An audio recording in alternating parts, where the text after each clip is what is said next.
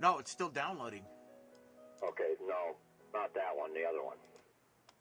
No, I haven't. Yeah, Pardon? open up the layout. The layout. Okay, let me open it up. Did you? Oh, geez, that's beautiful. Gorgeous. Okay. All right. Now, is this to be posted? Yeah, you can post that. Okay. Darren has finally opened up a new area for spacing so we can fit in all the documents with the recordings.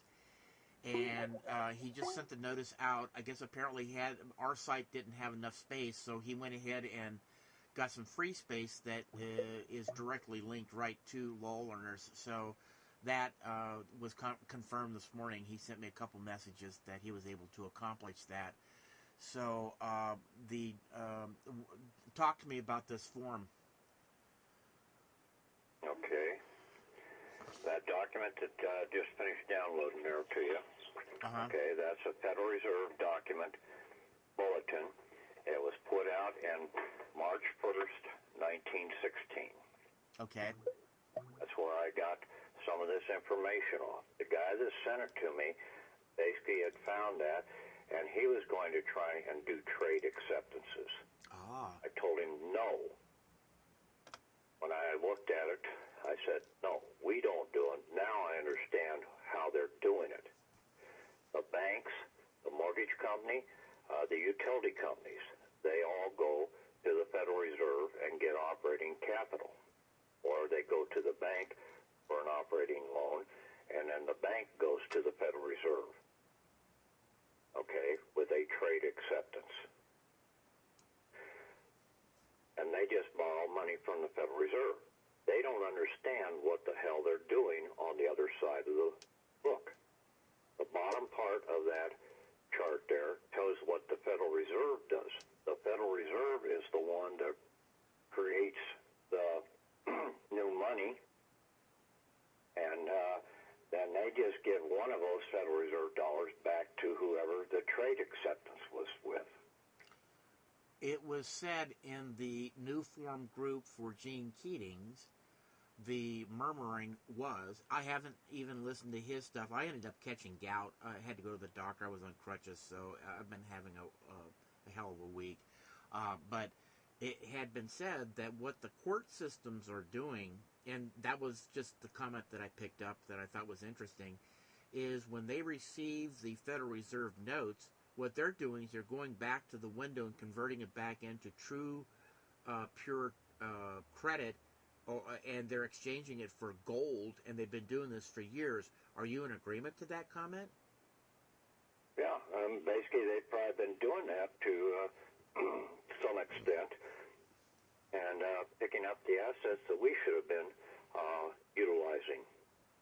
Exactly. In other words, didn't you say that it's the B-10s that the courts are supposed to be issuing along with a case as a receipt for the amount of securities that have been posted on that case?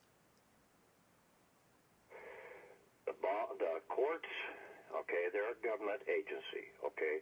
All governmental organizations operate, they are in bankruptcy. Yes. They are debtors, and they operate as debt money is their means of settlement. They turn around and they've been writing bonds, okay? Mm-hmm. So the Federal Reserve dollars that we give to them, see, after 3 years of a bond in circulation, it should be fully paid, or everything should be fully paid. That's why the traffic tickets are out there for 3 years. Mm-hmm. They write the bonds for that traffic ticket, and then basically it sits there, and then it's fully paid for. And then the Federal Reserve dollars that we've been giving them, basically they're turning around and cashing them in.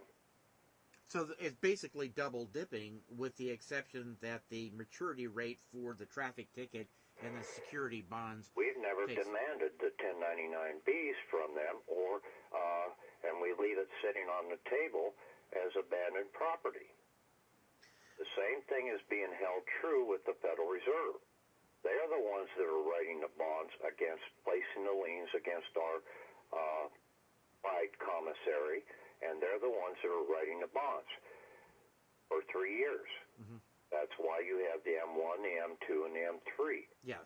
Now, they don't give the full payment to set that thing off for the mortgage back to the people, to the bank that issued that trade acceptance to them. See, the banks don't know this. They're as dumb as we are. Really. But when we get done with our paperwork on this issue, it should be an education, training, and for them to realize that if they do not come into fold with this, in other words, into an agreement with this, is that they will be held liable, and malfeasance in this prison will not be an...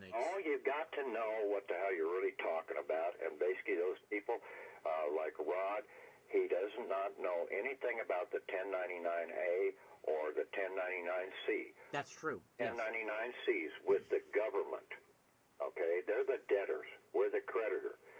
And we have to cancel their debt and then pick up the property that basically they owe to us for writing the bonds. Because all governments are out there writing bonds against our shares of stock. So they owe us. They're the ones that have to pay for the insurance, the license. We don't need a license. We don't need insurance. They need it for their protection of the bonds that they're writing. So we have to turn around and send those all back to them and say, hey, here, you pay it out of what you owe to us. And then for the banks and for the utility companies, we do a 1099-A to them and say, we're going to be paying you on a monthly basis. You are no longer to use our SSN or our signed contract as collateral any longer for your trade acceptances, because what you're doing is basically you're fucking us over. Mm-hmm. And they don't even know that either. They think that they're just going down in the Federal Reserve, giving us some money, and then they turn around and pay it back to them. And the only thing that they're gaining a profit on is the difference in between the interest that we're paying to them and the lower interest that the Federal Reserve is charging them. Well, when they do, like say for instance a mortgage, when they extend it out to 30 years, and everything like what you're talking about needs to be completed in 3 years, isn't that kind of like going against what has been set up with the Treasury and the Federal Reserve system? And how are they getting away with it lawfully and legally with this system that you're talking about? Because, see, they have a trade acceptance for 30 years with the Federal Reserve. On that one issued. On that one issue. Okay, so we have to come in. We have to get the money from the Federal Reserve that is fully paid for now at the end of 3 years, draw the money out, and basically hand it over to them and say, hey, here, it's fully paid. Now you give us the interest, the principal that we've already paid. We just make up the difference. I think I'm understanding what you're saying. So in other words, the IRS forms that we're going to be utilizing here initiates a kind of like a closure of escrow, and that is kind of like where, like what Christian Walter was doing was a merging of title, but this is kind of using their forms to go ahead and close out, merge, zero out all the debt, and the interest is to be returned back to the person that signed the documents originally. Right. So, okay, I think I understand what you're saying. Now, see, it's the 1099-A, B, and C. We had to understand the B to find out how they're messing us over. Yeah.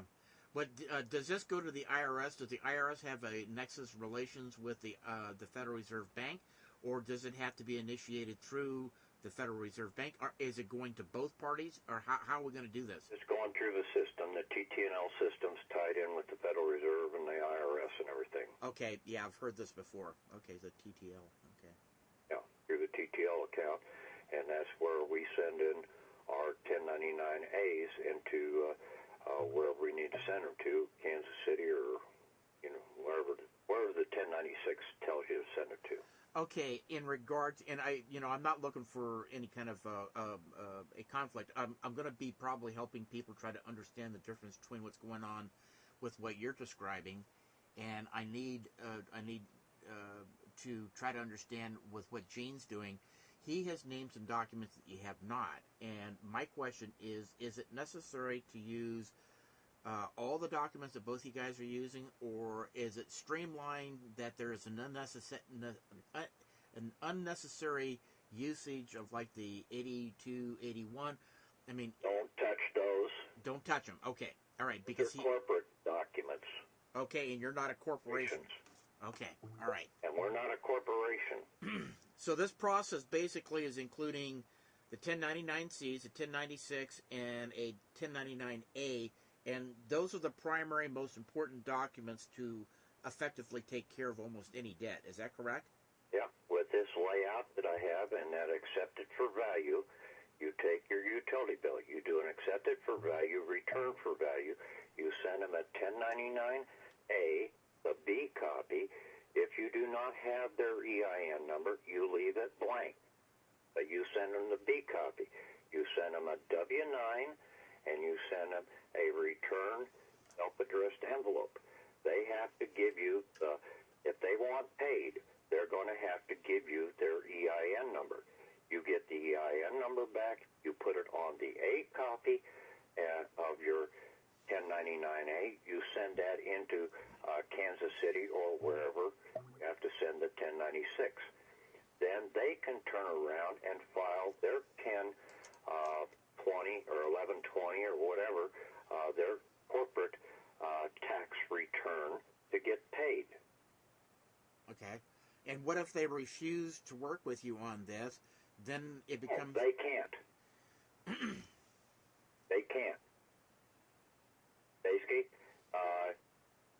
if they try that, then basically you say, okay, then I'm going to take you to court based upon the fact that you are using my Social Security against my consent. Yes. And my signature against my consent. Yeah. And basically you are causing me harm. And they are causing you harm because they are turning around and sending that over to the Federal Reserve as a trade acceptance. When you point it out to them and give them a copy of that layout and say, I understand what the hell's going on here. I am not going to, you're not going to be able to use my Social Security number or my signature any longer on your trade acceptances. Okay. I'm going to pay you when I get the services that I need. All right.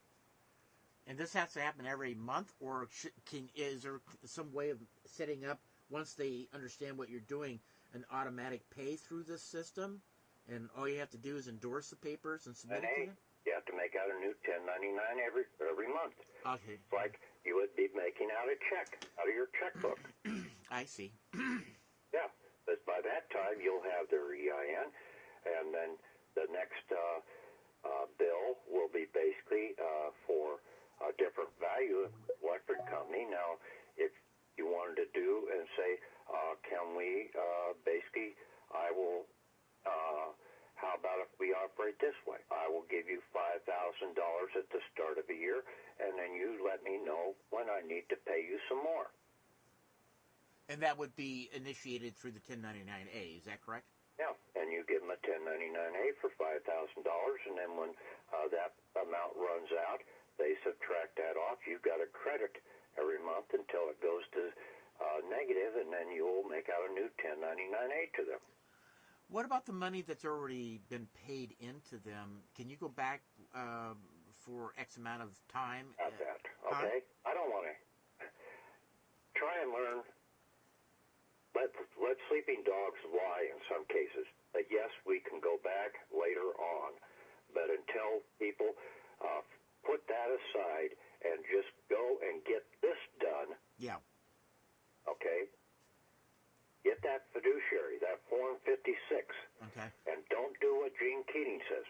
Make them the fiduciary. No, you are the only fiduciary. Yeah, because Don't make anybody else a fiduciary. because you have to be the office of the executor. Yes, you are the executor. You were given that title when you turned 18, and that Social Security card went into effect.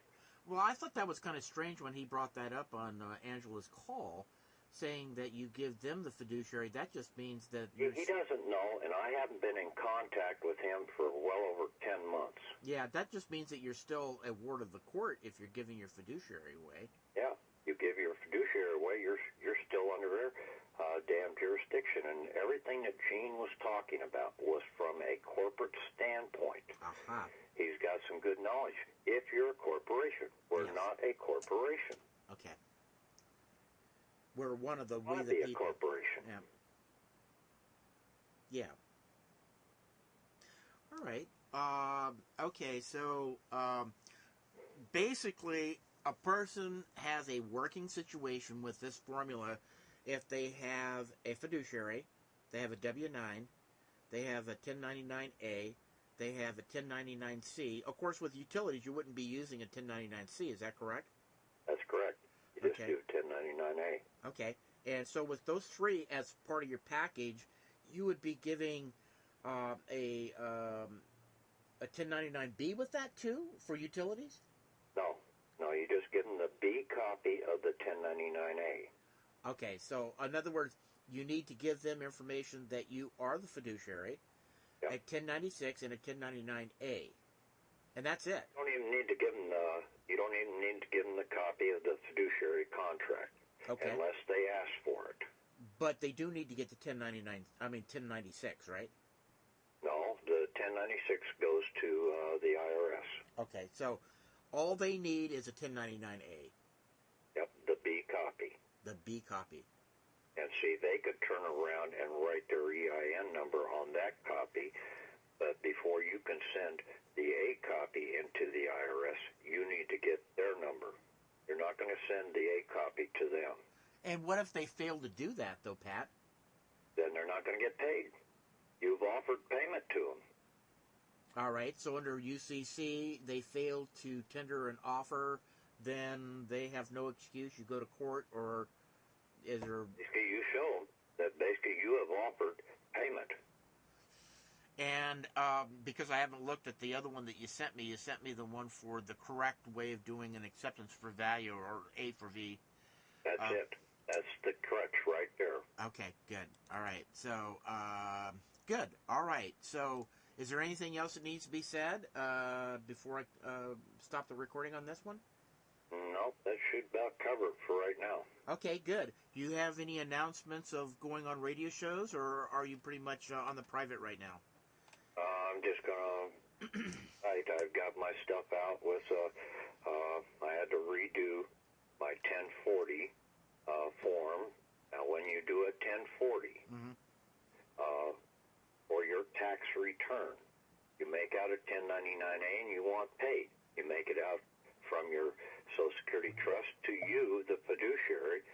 Both the lender and the borrower's numbers are the same number, the Social Security number. So you are the borrower, and you turn around and you keep both B and C copy of that 1099-A. You send the A copy into the IRS, then you turn around and do a 1040 form to pick up or to claim that tax return. That's to be returned to you. But you do a negative 1040V with that, and you send it to the address that's on the 1040V, not the 1040 form. Okay. Now, if you have a trust already set up, a living trust, and you have an EIN number for that, then you can make out a 1099-A from your Social Security trust over to your living trust. And you keep both copies, too, because you're in charge of both trusts. Okay, so the instructions to set up a trust are still intact? There's no changes? Yeah. Basically, you make it a private trust. Okay. And then you turn around, you do a 1041 form, but you have to do a 1041 same as the 1040. Well, it's not the same, but it's would be comparable to the 1040V, the payment voucher. I do have two questions. I have two questions. What is the exact... Hang on just a second. Oh, Hang on. yeah, go ahead.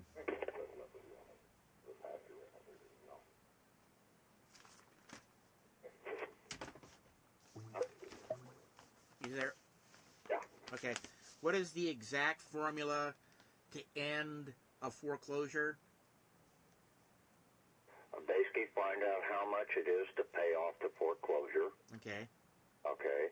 Do a 1099-A to them. Okay. Them the B copy. Okay. Okay. And but you need to get their EIN number, and you basically take the contract and you say accepted for value, returned for value. The value you are returning to them is that 1099-A B copy. Okay. They have to turn around and pick it up at the cashier's cage, the IRS, by filing their 10 or 1120 or whatever form, tax return form that they have to file for a corporation. And what's the B for? The B is their copy of the 1099. Oh, you don't send the 1099B in. You just send the copy. No, you don't do anything with the 1099Bs. Okay, and then so in other words, the 1099A, and you're sending them the B copy, and they're supposed to initiate that with the IRS, and you do the acceptance for value and return for value. Did you say anything about a W-8 with that, or is that it right there? If they didn't if you don't have their EIN number, then you have to give them, you give them a W-9 to request their EIN number. Okay, is that a request for you, or for them to fill out for the IRS and them to return that to you? They've got to send it back to you because you're not going to send in the A copy of the 1099 until you get that EIN number. I see, but you can go on the IRS and pick that up under Form 853. Isn't that correct? All banks are listed over there with their EINs? Some of them, I think, are. All right.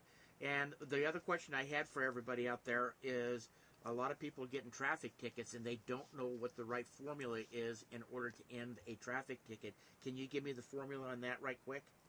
Yeah, basically you take that copy, the court's copy, you accept it for value, return it for value, give them a 1099-A, B copy of it, and request their EIN number so that you can complete the form so that they can turn around and make the payment. If they do not, inform them that you will inform the CID with the 3949A form. Okay, I missed the part there. Did you say give them a W-9? Yeah, give them a W-9. That is requesting their EIN number. If the court does not give you their EIN number, then you can't properly file the payment for them to get paid.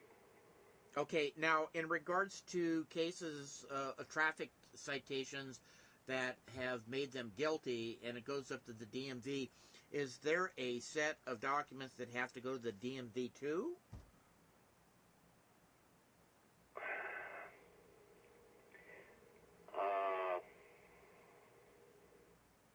Or is it all just in-house within the county that you received the traffic ticket? Well, see, is what they're doing, okay? Why does it have to go to the DMV? Ask yourself this, okay? Well, the DMV threatens people that they're going to suspend their license and whatnot. Right, but who really needs to have the license? Yeah. Okay? That is only a protection for the DMV. The DMV is out there writing bonds against your vehicle. Correct. Okay? Yes. So they are protecting themselves by having somebody that they know is supposed to be able to drive that vehicle. They're also have it out there that the people have to have insurance. You don't have to have insurance. You don't need to have a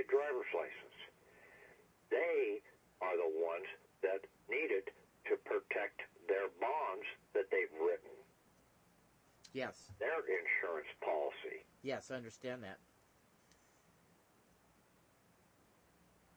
So, yeah, that's why it goes up to the DMV, and then basically they can turn around, go down to their insurance company, and allow the insurance company to jack up your insurance rates so that they're sucking more out of you. Yes, that's true. Okay, is there any paperwork that needs to be conducted after our traffic citation has gone up to the DMV that goes ahead and closes or shuts that system down? Well, basically that will be when you turn around and you get rid of the Social Security Trust. I see. Okay, so in other words, it does go full turn, right back to, okay. And it might be as simple as just doing a 1099-A for the full amount to be transferred over to your living trust. If there's no assets in your Social Security trust, basically then it becomes null and void. And then if you're not going to allow them to utilize the Social Security number any longer to basically gain access to your FIDE commissary, it's not worth a hill of beans to them. All right, so if you were to, all right, I think I'll leave it right there. Yeah, I'm going to have to sit there and go back to the latest documents you sent and kind of review that.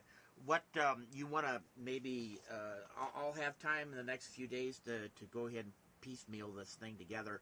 I'll go ahead and post the recording and the documents out for everybody and announce that on the after hours tonight that those things are posted so everybody can get these latest documents. And over the weekend I'll go over this stuff and I'll probably have more questions. Should I call you like Monday or Tuesday or something like that? Okay. Yeah, just leave a message if I'm not here. All right, brother. Hey, thanks for everything. I'm saying thank you not just for myself, but for everybody else, too. And, yeah, thank you for all your hard work, and I'm sure everybody else. I don't talk to you. Have a good holiday. Yeah, absolutely. Yeah, if we don't see each other, but that's not until, next weekend, isn't it? Yeah. Yeah, I think it's over a week away. If I get a chance, I would like to talk to you maybe Monday or Tuesday. Yeah, well, I hope to have some good Christmas presents delivered here. Well, we're all hoping for that, Pat. Anyway. $1 million or close to it. Well, God bless, and for you and your family, and yeah, if we do happen to miss each other, have a good holiday, and I'll see you somewhere between now and the new year, anyway. Okay. All right, thanks, Pat. Yeah, bye.